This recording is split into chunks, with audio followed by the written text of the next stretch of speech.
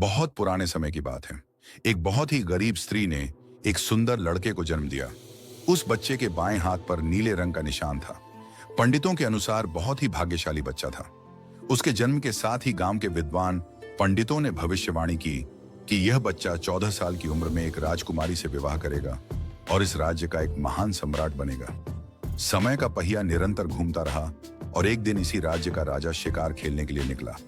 लेकिन शिकार खेलते खेलते वह रास्ता भटक गया और उसी गांव में आ पहुंचा जहां उस बालक का जन्म हुआ था। गांव वालों ने उस राजा को पहचाना नहीं, क्योंकि उन लोगों ने कभी उसे देखा नहीं था।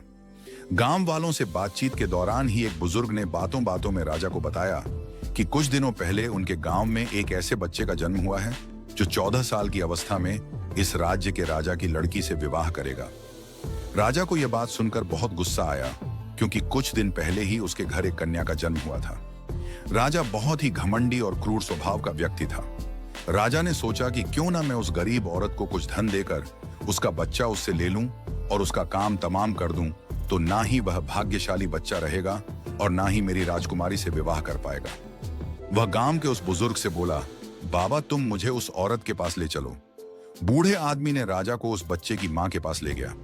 तब राजा ने उस औरत से अपना बच्चा देने की विनती करने लगा और बोला, तुम बहुत गरीब हो, इस बच्चे का पालन पोषण मैं करूंगा, यह बच्चा मुझे दे दो, मैं इसे बहुत अच्छी तरह पालूंगा।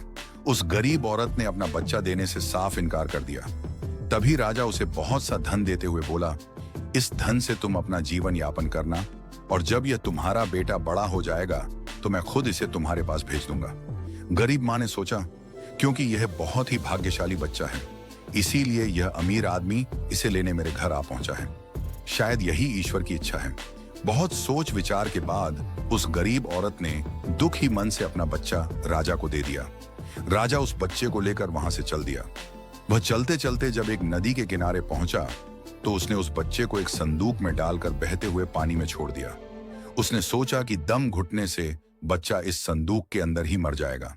वह यह सोचकर मन ही मन खुश हो रहा था कि उसने किस्मत की लकीर को बदल दिया और अपनी बेटी को उस भविष्यवाणी से बचा लिया। लेकिन कहते हैं ना, मारने वाले से बचाने वाला बड़ा होता है। वह लकड़ी का संदूक बहते बहते एक पंचक्की में जाकर अटक गया। उस पंचक्की पर काम करने वाले नौकर ने जब वह लकड़ी का बक्सा देखा तो बहुत खुश हुआ। उसने सोचा कि उस बक्से में अवश्य ही कोई मूल्यवान वस्तु होगा। उसने पानी में घुसकर उस संदूक को बाहर निकाला। जब उसने संदूक को खोला तो देखा कि बहुत ही सुंदर बच्चा उसमें सो रहा था। नौकर ने सोचा कि यह बच्चा मेरे किसी काम का नहीं, क्यों ना मैं इस बच्चे को पंचक्की के मालिक के पास ले जाऊं। वह जरूर इसे अपने पास रख लेगा, क्योंकि उसका अपना कोई संतान नहीं है। ऐसा सोचकर वह बच्चे को अपने मालिक के पास ले गया। पंचक्की का मालिक उस बच्चे को देखकर बहुत प्रसन्न हुआ। उसने सोचा कि शायद भगवान ने उसकी प्रार्थना सुन ली और इस बच्चे को उसके पास भेज दिया। उन दोनों पति पत्नी ने बड़े प्रेम से बच्चे का पालन पोषण किया।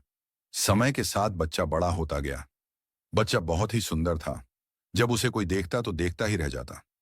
लेकिन एक बार समय ने फिर से अपना खेल दिखाया और एक दिन वही राजा किसी काम से उसी रास्ते से बाहर जा रहा था। अब आगे की कहानी सुनिए, पार्ट 2।